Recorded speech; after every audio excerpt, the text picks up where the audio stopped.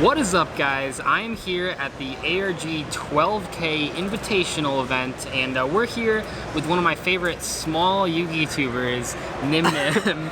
And we had this fun idea. It's super original. I've never seen it done before. But basically what we're going to do is we have a list of cards, and we're going to go through them one by one, and we're going to make our predictions. So it's sort of like a bandless prediction video, because you haven't done one, I haven't done one. Everyone else has done one. They get the clicks. We got to play catch up here. So, so we're going to go through, we're going to list some cards, we kind of talked about this beforehand, and then we have these handy dandy signs we're going to hold up. We think it's like banned or semi-limited or limited or unlimited. And the important thing here, this is different from what I did a little while ago. That was my wish list, because this isn't necessarily what I want to happen. It's what we think Konami will do, because Konami, they're really good at designing perfect ban lists, and they never have any issues. So yeah, let's jump right in. The first card is Firewall Dragon. I already have mine. I got mine ready too. Oh, you think they're gonna ban it? I know. All right. Limited? Are we keeping it with what Konami's gonna do? Because okay, hear me out. Everyone keeps saying Firewall Dragon's the ace monster.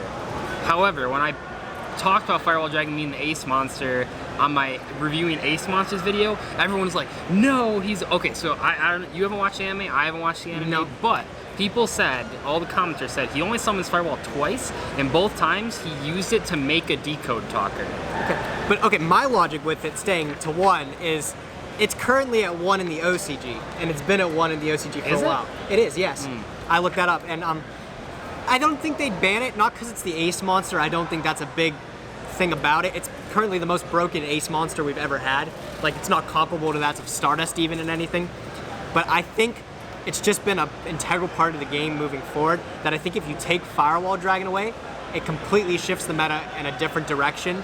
And I think they'd have to rebuild the meta from the ground up. Because Sky Strikers is like a really good deck right now, okay? It still can contend with Goki.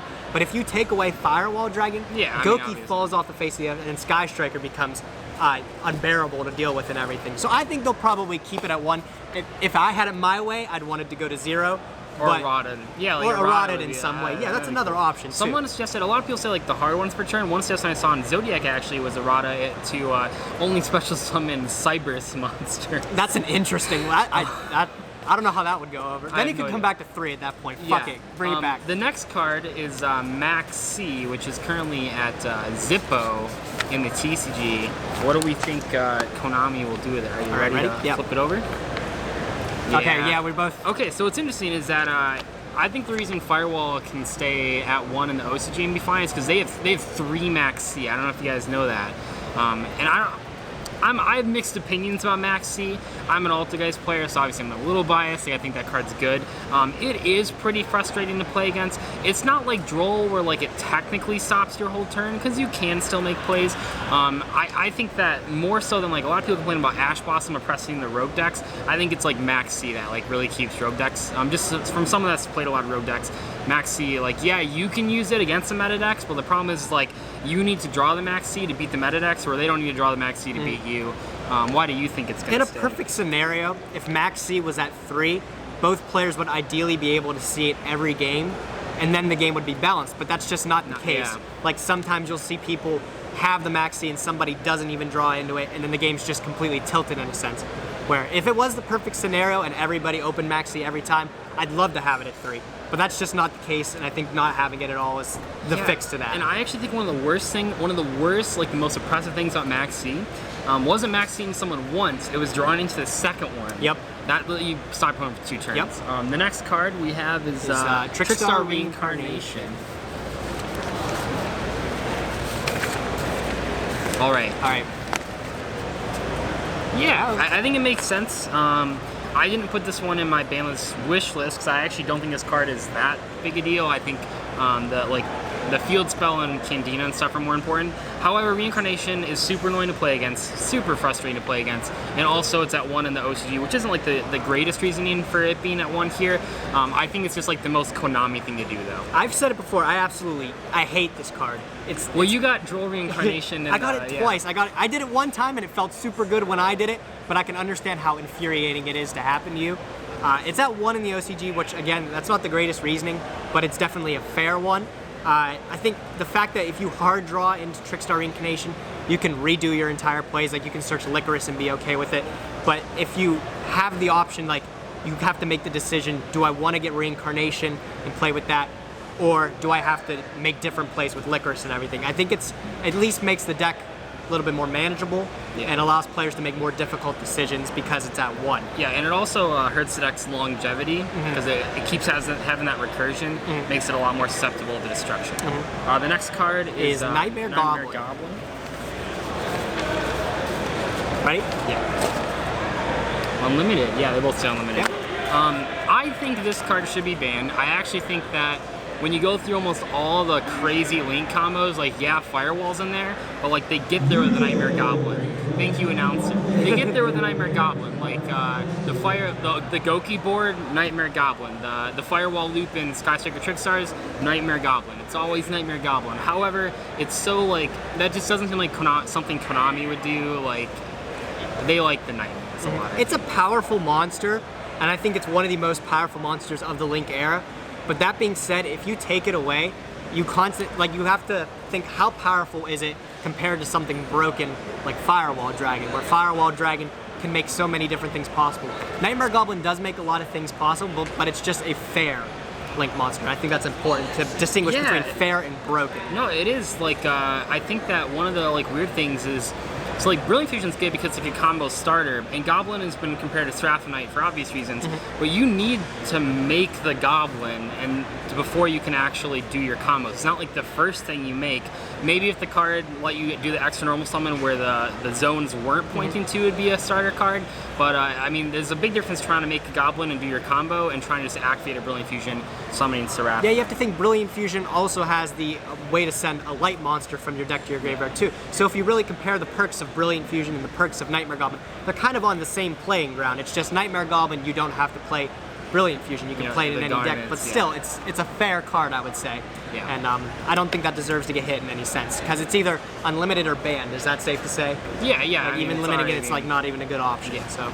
Okay, the next one is Divine Phoenix Blade. All right, I'm ready. Oh yeah. Yep. You really okay? think that Hear me card's out. gonna Hear get me out. banned? Okay, hear me out. I don't think this card should be banned. And I know that Konami just reprinted it in the OTS pack. Man, it just seems like, of all the Konami things to do, it seems like the thing that they like look at the column, they're like, okay, Goblin is really good. Firewall is clearly broken. Gokis are just like too good. Isolde, way too powerful. And they're like, but you know what? Well, let's just ban the Equip spell. Well, you know, no, if the most, thanks announcer again, yeah, this is gonna be recurring, but you're fine. The thing is if we wanted to go with the most Konami thing, this would be the realistic thing. Yeah, they would put it to 2. It solves all problems, right? There's like the big brain thing. It's like the smallest brain is like ban Firewall and then ban Isolde and then ban Phoenix Blade. But hear me out. I just want to get this out there. What if they ban Octostrike? That's cosmic that's like brain the right cosmic. No, because like then it's like you have to send 2 equip spells. Oh my god, that'd be the funniest. That'd be amazing. Okay, what's the next one? Oh, hold on. Engage. Nice. Sky Striker Engage. What's gonna be that?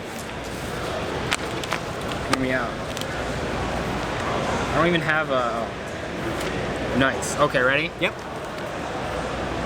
Okay, both on the same page. Semi-limit. Yeah. This seems Konami just historically has always hit searcher cards to 2. Think of like Nekroz, Brionic. Think of like Rhoda. Just all sorts of searcher cards. They just hit the consistency of decks. I don't think it's that unreasonable to think that they would do that with Engage. It's still really powerful. It's just. I think is it Hornet Drones that's at 2 in the OCG or it's is at 1? It's at 1. Okay, and then Engage is at 2, right? I think. No, they have 3 Engage. It's 3 Engage. I think like semi-limiting it is like a fair option because you have to look at the format now even, and I think Konami looks at data from like the most recent events. They do. And if they look at it, Sky Striker's not oppressive to the point like Goki is.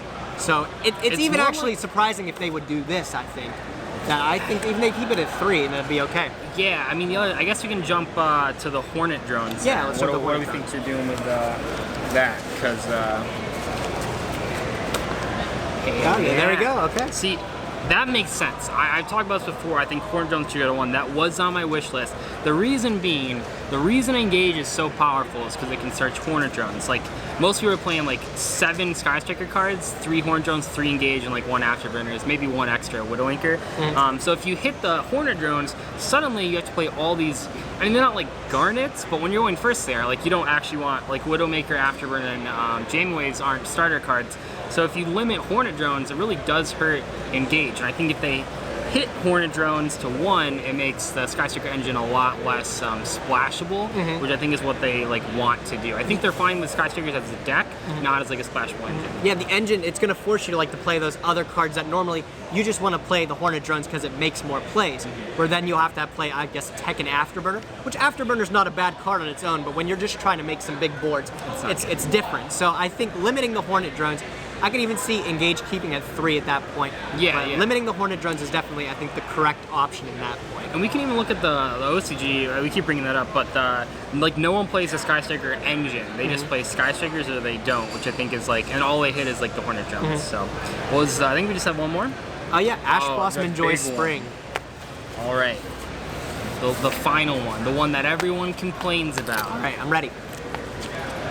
Okay, you said semi-limit, yeah. Yeah, I think, once again, Max C went to 2 before it went to 1, before it got banned.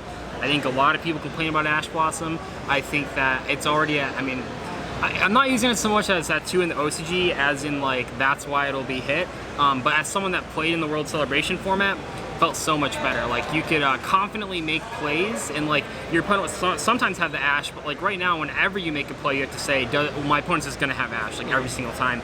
So I think that Ash, more than Max C, because Max C when it was at 2 is still really annoying, your opponent drew in a second one. With Ash Blossom though, it is usually just a 1-for-1, sometimes it's even a -1, and I think at 2, be a little more fair. I think a lot of people complain about hand traps, and I think that the one to hit would be Ash Blossom. I mean, yes, it's just gotten reprinted. I think that is actually pointing towards it getting hit. It sounds crazy. Vanity's Emptiness, when it got reprinted as a secret rare, immediately got limited, and then right after that, it got banned. So I don't know. I just think Ash Blossom, it's a fair hand trap. It's a good hand trap, really good, but I think it's fair. That's why I probably think it could stay at 3.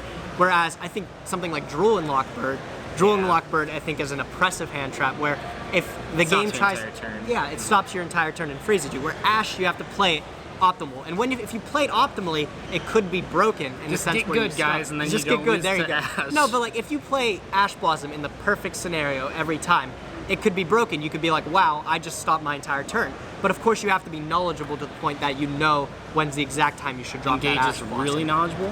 I will say, I don't want Ash at 2 unless Reincarnation is at 1. That makes a lot of sense. I don't want to play. I want more copies of Ash than there are Reincarnation. I just want to I like say that. I think that would make a lot of sense too.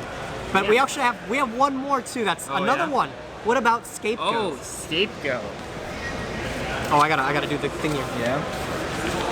My opinion on this actually changed pretty heavily. Oh wait, we're doing what Konami? Okay. What would Konami do? Yeah. Okay, I want to hear your opinion too, though. But you said semi-limit. No way Konami's gonna just limit. You don't think they'd bring it back to 1? Konami, bring it back to 1. It was at 1. Scapegoat? Scapegoat, yeah. It's at 3 right now.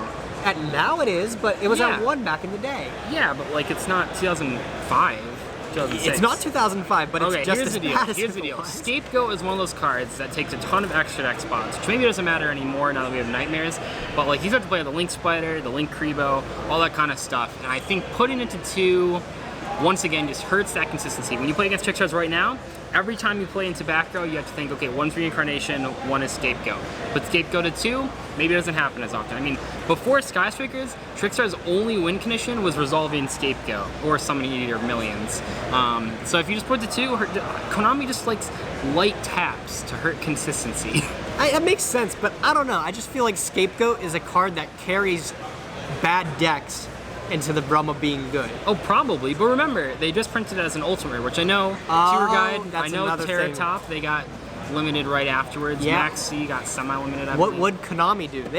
I don't know, that's actually iffy now. Has any like Ultimate Rare ever been hit? Like any OTS Ultimate Rare ever been hit immediately after? Yeah, Terra Top, Tour Guide. Oh, Terra Top, yeah. Tour Guide kind of too? stuff. Wow. Yep, Tour Guide. Yeah, I don't know. That's actually iffy then. But I don't know. I just feel like it makes bad decks good on its own, And it doesn't take as much extra deck spots, and I feel like as the game moves on, it'll take even less to the point where you don't even have to consider it. Yeah, I mean, Link Revo is so much better than having to play like multiple. You have to play like a Link Spider and maybe a Space Insulator. Yeah, and you then used to have to play good. like Mystic Radiant, you don't have to do that anymore. You used to have to play Proxy Dragon, you don't have to do that anymore. But yeah, I think that's pretty much gonna wrap this up. One thing I do want to like just reiterate here is that's been interesting in this discussion is that like a lot of these times it's like we don't agree with what Konami would do, and I mean we don't know at the time of filming this they haven't announced a new ban list. Probably on Monday they will just screw up this video.